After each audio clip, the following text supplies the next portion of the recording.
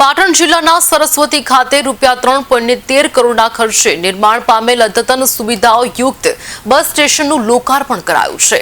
પાટણ સાંસદ ભરતસિંહ ડાભીના હસ્તે લોકાર્પણ કરાયું છે।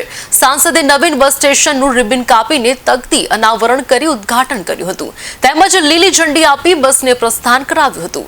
આ પ્રસંગે જિલ્લા પંચાયત પ્રમુખ, ધારાસભ્ય, વિભાગીય નિયામક, ડેપો મેનેજર, એસટી વિભાગના અધિકારીઓ, કર્મચારીઓ અને ગ્રામજનો મોટી સંખ્યામાં ઉપસ્થિત રહ્યા હતા। સરસ્વતી તાલુકા ખાતે ગુજરાત રાજ્ય એસટી વિભાગ દ્વારા નવીન એસટી બસનું લોકાર્પણ કરવામાં આવ્યું।